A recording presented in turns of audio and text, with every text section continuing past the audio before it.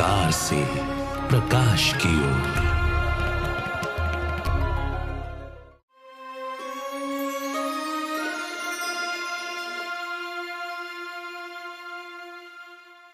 नमस्कार। अंधकार से प्रकाश की ओर सच्ची गीता सार इस कार्यक्रम के एक और कड़ी में आप सभी का स्वागत है। हर एक एपिसोड में हम एक बात को दूसरे से जोड़ते हुए जा रहे हैं। हर एक कड़ी से दूसरे कड़ी को जब आप देखते हैं तो पता चल रहा है कि कितनी सारी चीजें कनेक्शन में हैं। एक एक चीज जब हम सही तरीके से समझते हैं तो उससे जुड़ी हुई अगली चीज समझने में भी हमें आसानी होती है। गीता में ऐसे कितने ही सत्य छिपे हुए हैं जिसे परमात्मा जब आकर सत्य गीता सार समझाते हैं तभी समझा जा सकता है, वरना उन बातों का कोई मतलब ही नहीं बैठता। बहुत बार लोग उन चीजों को नहीं समझने के कारण उसे यूं ही इग्नोर कर देते हैं। ऐसी ही एक बात 3 लोकों की है। परमात्मा को त्रिलोकीनाथ कहा जाता है। अब त्रिलोक कौन से हैं, इसके बारे में किसी से पूछा जाए तो इस पर हर एक की अलग अलग राय है। आइए इसी विषय पर आज हम चिंतन करते हैं। हमारे साथ स्टूडियो में ब्रह्मा कुमार ब्रजमोहन भाई हैं। भाई साहब, आपका स्वागत है। ओम शांति। लोगों की प्रचलित मान्यता के हिसाब से लोग ये तो कहते ही हैं कि त्रिलोकी में कोई ऐसा नहीं है जो तुमको समझ दे सके। ऐसा बहुत बार कहा जाता है कि जब कोई व्यक्ति बहुत ही ढीठ हो, किसी की समझाने पे नहीं समझे। ये चीज कहीं ना कहीं शब्दों में यहाँ वहाँ हम सुनते जरूर आए हैं कि त्रिलोक हैं, 3 लोक हैं। लोग समझते हैं कि ये मृत्यु लोक है जिस लोक में हम रहते हैं। ये भी कहते हैं कि जब व्यक्ति की मृत्यु हो जाती है तो ऊपर एक स्वर्ग में आकाश है, आकाश में एक स्वर्ग लोक है तो उसे स्वर्ग लोक कहते हैं। फिर ये भी कहते हैं कि धरती के नीचे एक पाताल लोक है, तो लोग उसे ऐसे 3 लोक समझ लेते हैं। तो क्या ये त्रिलोकों का अर्थ या 3 लोकों का मतलब क्या है? मनुष्यों को जब पता नहीं होता तो कोई ना कोई अर्थ तो निकालते हैं। किसी को कोई बात कह दो, अब उसको उसका भाव अर्थ पता नहीं तो किसी ना किसी तरीके से तो उसका अर्थ जोड़ेगा। जैसे कहा कि भगवान अर्जुन के रथ में सवार हुए, ठीक है। अब उनको अर्थ तो पता नहीं, तो उन्होंने फिर क्या किया, बाकायदा तौर पे एक अर्जुन बनाया, एक भगवान बनाया, दोनों शरीरधारी हैं। अच्छा, फिर उसके बाद एक 4 पहिए वाला बाकायदा रथ बनाया, उसमें दोनों को बिठा दिया। अब देखिए, भगवान का शरीर है ही नहीं, अर्जुन का रथ दिखाते हैं तो भगवान का रथ नहीं, अर्जुन का रथ, उसमें सवार हुए। अर्थात जो भगवान असली बताते हैं कि मैं प्रवेश काया होता हूँ, पर काया, 4 पहिए का रथ बना दिया। इसी प्रकार से रथी, अब रथी किसको कहते हैं? जो रथ में बैठा है। अब वास्तव में शरीर रूपी रथ में आत्मा बैठी है, क्योंकि आत्मा निकल जाए तो जब मुर्दा जाता है तो कहते हैं अर्थी जा रही है, अर्थी जा रही है। इसी प्रकार से लोकों की बात है। सुन रखा है 3 लोक हैं। अच्छा, 3 लोक हैं तो वो सोचते हैं 3 लोक कहाँ होंगे? तो एक लोक ऊपर होगा, एक बीच में होगा, एक नीचे होगा। इसलिए उन्होंने कह दिया आकाश लोक, भूलोक और पाताल लोक। ऊपर देख नीचे। और यूं भी देखा जाए तो कहते हैं कि कोई व्यक्ति कहते हैं या तो डूब गया या तैर गया या उड़ गया। अच्छा, अब डूब कैसे गया? तो जरूर नीचे गया तो उसको डूबा कहते हैं इसका तो बिजनेस ही डूब गया है, ये व्यक्ति तो बस इसके नैया ही डूब गई। अच्छा, वो कहते ये तो उड़ गया, आकाश में चला गया। तो इस प्रकार से उन्होंने उसकी अपनी अपनी परिभाषा बनाई। अब त्रिलोकीनाथ, अब भगवान तीनों लोकों का मालिक है। अब देखिए, हम कह सकते हैं कि भगवान आकाश लोक का मालिक है, अब पाताल लोक का भी भगवान ही मालिक है। कैसे हो सकता है? जो आकाश लोक का मालिक है ऊंचा होगा, ऊंचे से ऊंचा भगवान कहते हैं, नीचे से नीचा भगवान तो नहीं कहते। नीचे से नीचा तो किसी दैत असुर यानी राक्षस को कहा जाता है। आजकल देख लीजिए, एक व्यक्ति है, क्योंकि आजकल तो नाम भी भगवान पर रख लेते हैं। किसी ने अपना नाम कृष्ण रखा हुआ, किसी ने राम रखा हुआ है, शिव रखा हुआ है। तो आपको त्रिलोकीनाथ भी मिल जाएंगे। किराए का मकान चबारा लिया हुआ, ऊपर किराया अगले महीने का दे नहीं पा रहे, तो नाम क्या है? त्रिलोकीनाथ। अमरनाथ जी मर गए हैं, ऐसा भी होता है। तो कहने का भाव ये है, तो नाम का भी बदनामी की हुई है, इसी हिसाब से उन्होंने कह दिया। जी, तो ये बात समझ में आती है कि हम बहुत सारी चीज़ों को नाम के लिए कर रहे हैं, इस्तेमाल भी हो रहा है, बहुत टाइम से चला आ रहा है, मगर वास्तविकता में उसके सत्य को, उसके सार को हम नहीं समझते। वास्तव में ब्रह्मांड के 3 सेक्शन हैं, तो 3 सेक्शन को 3 लोग कहा गया है। तो जैसा देश वैसा वेश कहा जाता है। तो तीनों लोकों में मनुष्य आत्मा की अलग अलग स्थिति होती है, उस हिसाब से त्रिलोकीनाथ कहा गया। जैसे जब परमात्मा गीता के सत्य सार को सुनाने के लिए आते हैं, उस समय पर तीनों लोगों का क्या वो ज्ञान देते हैं? गीता इसके बारे में क्या कहती है? हाँ, वो ज्ञान देते हैं तभी पता लगता है। परमात्मा कहते हैं देखो, आप आत्माओं का लोक, मुझ परमात्मा का लोक, उसको परम धाम कहते हैं। एक लोक हो गया आत्माओं का लोक, उसमें आत्मा स्वरूप से हम रहते हैं। एक लोक हो गया शरीरधारियों का लोक, जिसमें हम शरीर लेकर के, स्थूल शरीर लेकर के 5 तत्वों का बना हुआ एक्ट करते हैं।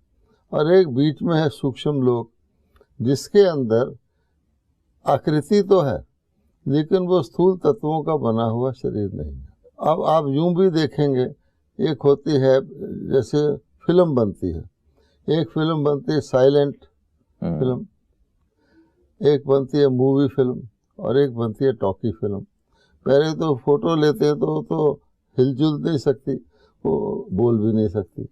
लेकिन अब जब मूवी कैमरा आ गया तो आप हिलजुल सकते हैं, बोल नहीं सकते हैं। और फिर टॉकी कैमरा आ गया तो बोलते हैं। तो एक अच्छा एग्जाम्पल है कि आत्मा जब बिल्कुल ना उसकी आकृति है, ना वो बोल सकती है, ना उसका शरीर है, तो आत्मिक रूप में हो गया आत्मिक लोक। जब वो सूक्ष्म लोक में आती है, अर्थात वो बोल नहीं सकती है लेकिन लगता ऐसा जैसे बोल सकती है। सबसे अच्छा एग्जाम्पल है सपने का। हर आदमी को सपना आता है। अब सपने में आप देखेंगे शरीर तो है नहीं, शरीर तो लेटा हुआ, लेकिन सपने वाला चल रहा है, फिर रहा है, भाग रहा है, ऊपर से नीचे गिर रहा है, उसको फील हो रहा है, डर भी फील हो रहा है। अच्छा, वहाँ पर बोलने की भी पता लगता है इशारे का, लेकिन आवाज नहीं है। मूवी हो गया। और यहाँ पर तीनों चीजें हैं, इसलिए 3 लोक इसलिए कहे गए हैं, साकार लोक, आकार लोक और निराकार लोक। जैसे आप इन 3 लोगों के बारे में ये चीज़ बता रहे हैं, तो गीता में गीता के सत्य सार में परमात्मा इन तीनों लोगों का रहस्य समझाते हैं। आज जब लोगों से पूछा जाता है तो अक्सर ये कहते हैं, हो गए कोई लोक, बस जहाँ हम हैं ये लोक तो हमको नज़र आ रहा है। जब इन 3 लोगों की समझ मिलती है, जब ये तीनों चीज़ों की समझ परमात्मा देते हैं, ये समझना क्यों आवश्यक है? क्योंकि बहुत सारे लोग ये कहते हैं कि जो दिख रहा है वो सच है भाई, बाकी चीज़ों का हमें क्या लेना देना। अब देखिए, इसका आवश्यकता इसलिए है कि व्यक्ति खुद चाहते हैं कि हम इस लोक को, जब दुखी हो जाते हैं तो चाहते हैं इस लोक को छोड़ें। एक तो ये चाहते हैं इस मुसीबत से छूटें, एक चाहते हैं हम किसी ऐसे लोक में चले जाएं जहां पर सुख हो, इसका ऑपोजिट हो। इसलिए वो, और देखते भी हैं कि सदा तो इस लोक में कोई रहा नहीं, अपनी आंखों से देखते हैं, बल्कि ख्याल आता है मैं भी नहीं रहूँगा तो कहाँ जाऊँगा। इसलिए इसकी आवश्यकता उनको पता हो। अगर व्यक्ति को पता है कि मैंने यहाँ से जाना है, ये 1 पार्ट है, कहाँ जाना है ये तो 2nd पार्ट बहुत इम्पोर्टेंट है। कोई जर्नी करता है तो ये तो यहाँ से तो जा रहा है, लेकिन जहाँ जाना है डेस्टिनेशन तो पता होनी चाहिए। इसलिए भगवान को ये ज्ञान देना है कि आप क्या यहाँ से जाना, जिस स्थिति में जैसे होगे वैसे जाओगे। अब एक बात और होती है, केवल जो ज्योग्राफी होती है वो काफ़ी नहीं होती, ज्योग्राफी के साथ हिस्ट्री भी चाहिए, यानी स्थान के साथ समय का भी कनेक्शन होता है। नहीं तो स्थान रह जाता है। अकेला समय भी कहाँ पर है, कैसे चलता है वो नहीं आ सकता। समय स्थान के बगैर मूव नहीं कर सकता, और स्थान पड़ा है और अगर उसको समय का सहारा नहीं मिलेगा तो स्टैटिक हो जाएगा। इसलिए भी आप देखेंगे कि जब हम कहते हैं ऊपर और नीचे, एक तो ज्योग्राफिकली फिजिकली कहते हैं लोक के हिसाब से, और एक हम समय के हिसाब से कहते हैं कि दोपहर से सुबह ऊपर है, सायंकाल या रात्रि नीचे है, उसको भी साथ जोड़ना पड़ता है। इसलिए भगवान कहता है कि जब हम कहते हैं ऊपर और नीचे, ऊंचा और नीचा, उड़ने वाला और डूबने वाला, और बीच में भी जैसे 3 सेनाएं होती हैं, जल सेना, थल सेना और वायु सेना, इस प्रकार से जानना आवश्यक होता है। सैनिक तो मैं हो गया, अब मैं कौन सी सेना का हूँ? अब मछली तो पानी में ही तैरेगी, आसमान में तो नहीं उड़ेगी, पंछी आसमान में उड़ेगा, धरती पर चलने वाले, उसका ज्ञान अगर नहीं है तो व्यक्ति कुछ भी नहीं समझ पाता। वो समझेगा मैं पानी में चलता हूँ तो डूब जाएगा। बिल्कुल, यानी जो जिस जहान में हम रहते हैं, सृष्टि पर हम आते हैं, तो सृष्टि के हिस्ट्री और ज्योग्राफी दोनों को समझने की आवश्यकता है। अब ये प्रश्न उठता है कि जैसे मनुष्य आत्माएं उस निराकारी लोक में कब रहती हैं, आकारी लोक में कब रहती हैं, और साकारी लोक में उनका कब आना होता है? जैसे आपने कहा त्रिलोकीनाथ, तो त्रिकालदर्शी भी तो कहा है भगवान। बिल्कुल, इसलिए त्रिलोक का और साथ साथ तीनों कालों का ज्ञान देते हैं। उससे व्यक्ति को पूरा पता लग जाता है मैं कहाँ हूँ, किस समय पर हूँ, किस स्थान पर हूँ। उसके अनुसार वो आगे ठीक तरह प्रोसीड कर सकता है। बिल्कुल, कई व्यक्ति सब सोचता है मैं आगे जा रहा हूँ, जा पीछे रहा होता है। ठीक है ना, ये उसकी एनर्जी, उसके सारा टाइम ठीक तरह उपयोग हो, वेस्टेज उसमें हो ही ना, घूम फिर कर ना जाए, उसके लिए आवश्यक है ये ज्ञान। बिल्कुल, तो भगवान ये ज्ञान देता है। अब भगवान कहते हैं, देखिए आप सिंपल एग्जाम्पल गीता में वृक्ष का दिया हुआ है। एक वृक्ष के एग्जाम्पल से सब कुछ पता लग जाता है, क्योंकि वृक्ष में सार भी होता है, विस्तार भी होता है, और पुनः सार भी होता है। बीज से बीज तक, जैसे कहते हैं ना क़यामत से क़यामत तक, तो बीज से बीज तक बीच में क्या बीता वो भगवान बताते हैं। तो भगवान कहते हैं ये नाटक है, सृष्टि वो तो हम देख ही रहे हैं, नाटक है। अब नाटक में अगर एक्टर को पता हो मेरा क्या रोल है, तब तो ठीक तरह रोल निभाता है। अगर नाटक के अंदर किसी को धक्का दे दिया जाए कि तू वहाँ चले जा और जो कुछ होगा उसके साथ साथ चलना, तो नाटक प्ले ठीक तरह नहीं वो कर पाएगा। जहाँ उसको झुकना है वहाँ अकड़ जाएगा, जहाँ स्टैटिक रहना है वहाँ झुक जाएगा। तो ये मामला है। इसलिए भगवान कहता है आपको पता होना चाहिए आप अधिकारी कब हैं, अधीन कब हैं, अधिकारी से अधीन कैसे बने, अधीन से अधिकारी कैसे बनना। तो इसीलिए आप देखेंगे भगवान कहता है कि मैंने आपको अपने बच्चे के तौर पे दुनिया में अधिकारी बना के भेजा। जैसे कोई किंग होता है, उसके प्रिंस है, उसको थ्रोन का अधिकारी बना के उस पर बिठाता है। उसके बाद मैं क्या देख रहा हूँ कि तुम अधीन हो गए हो, यानी मालिक की बजाय तुम गुलाम हो गए हो। तो आज आप देख लीजिए, आज अगर हमने देखना हो हम किस स्थिति में, लोक को भी भूल जाइए, समय को भी भूल जाइए, क्या हम अधीन हैं या नहीं हैं। कितनी चीज़ों के हम अधीन हैं, करना हम कुछ चाहते हैं हम वो कर नहीं पाते, जो नहीं करना चाहते वो हो जाता है। इसको अधीन, और इसलिए हम दास हो गए, जिसको गुलाम कहा जाता है।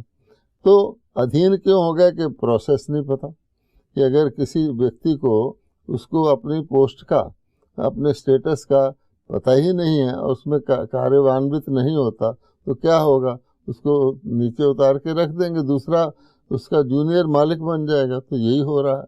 बिल्कुल। तो भगवान कहता है कि देखो दास, गुलाम, अधीन, ये बात। अब मैं तुमको फिर से आकर के इन लोगों का ज्ञान दे करके, कि समय का ज्ञान दे करके, क्योंकि हर चीज़ की परिस्थिति तो होती है, कोई चीज़ नई नहीं रहती सदा, फिर पुरानी भी सदा नहीं रहती।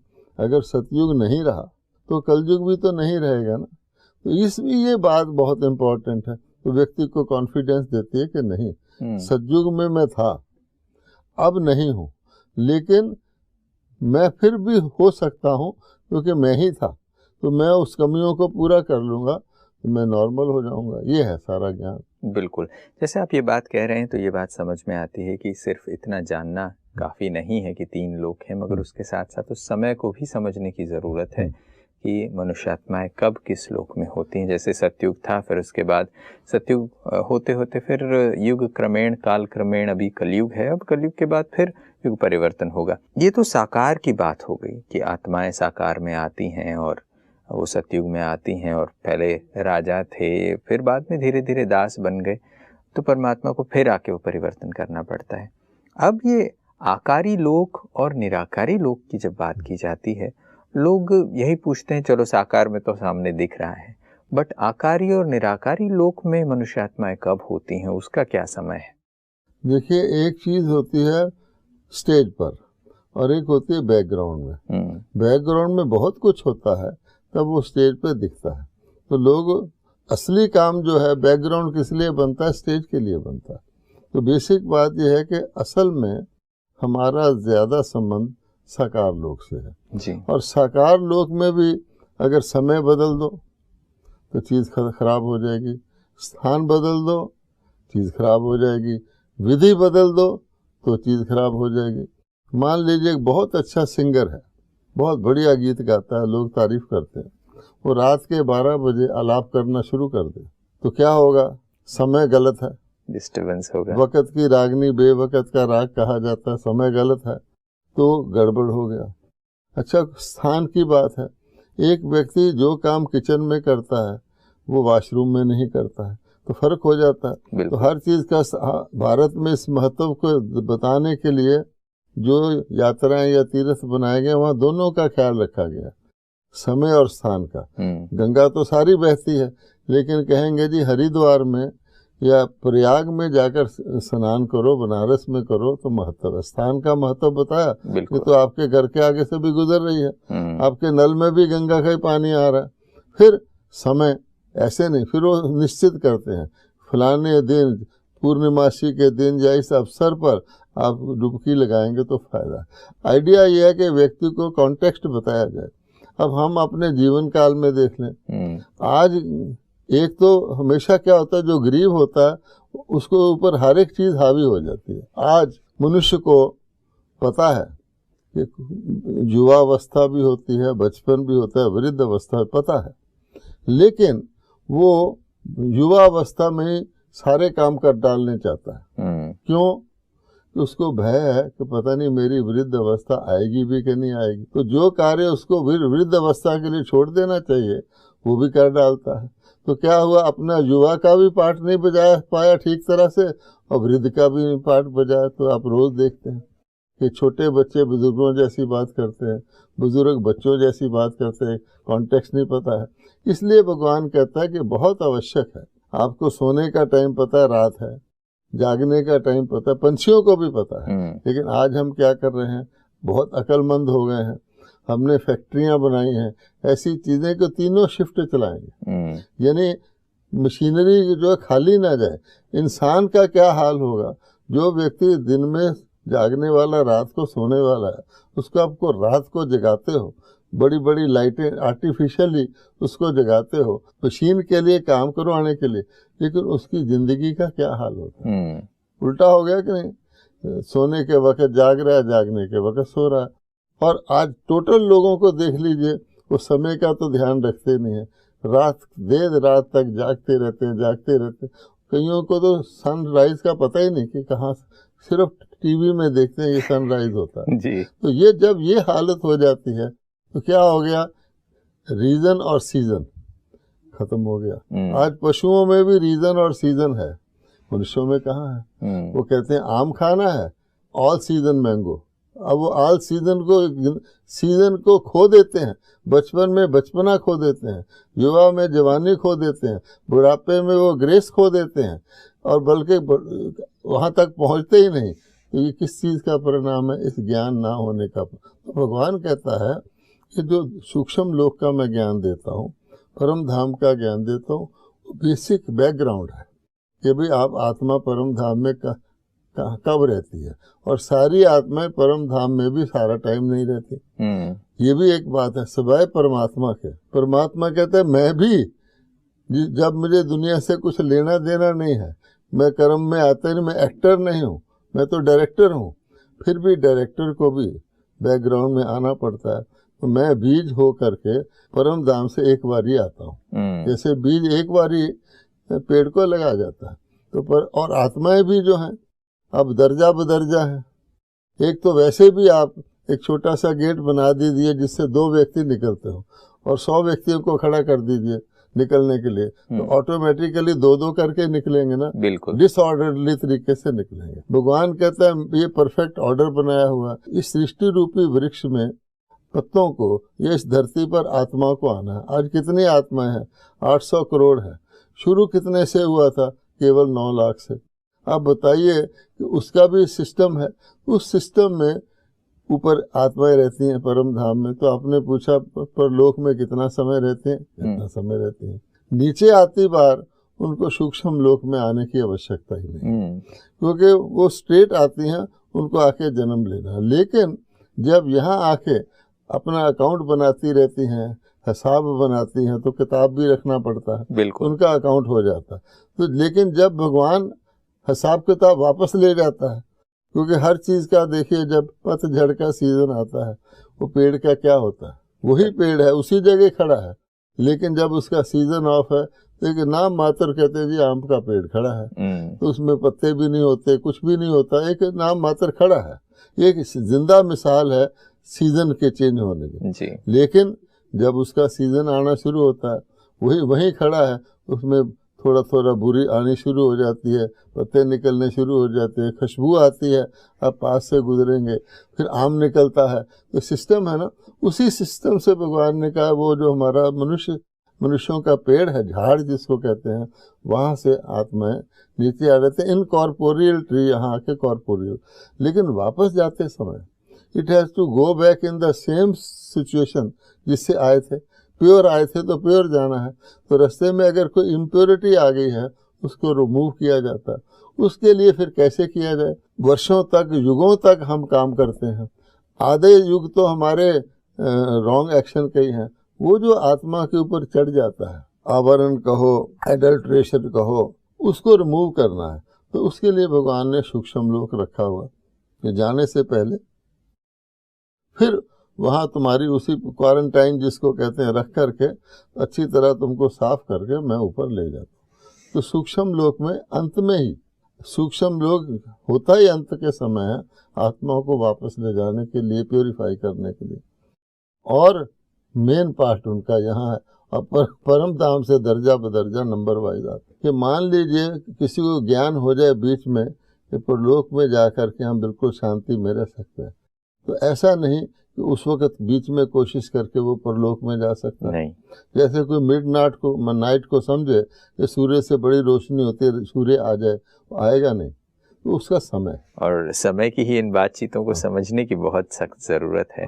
और वक्त हमें इतनी इजाज़त दे रहा है आज की बातचीत के लिए, तो आज के लिए बस इतना ही। कल फिर कुछ और बातों के साथ अगले एपिसोड में हाजिर होंगे। आज आप आए इसके लिए बहुत बहुत शुक्रिया। नमस्कार। ओम शांति। दोस्तों, आज अंधकार से प्रकाश की ओर सच्ची गीता सार में हमने तीनों लोकों के रहस्य के बारे में समझा है। ये बात कि परमात्मा आकर सच्ची गीता सार में फिर से ये ज्ञान देते हैं कि 3 लोक कब होते हैं, आत्माओं के 3 लोक क्या हैं, और हमें ये जानना क्यों आवश्यक है, इस पर भी हमने आज चिंतन किया है। आपके लिए भी ये चिंतन का विषय रहा होगा, ऐसी मैं आशा करता हूँ। आज के एपिसोड में बस इतना ही, फिर मुलाकात होती रहेगी। तब तक के लिए नमस्कार।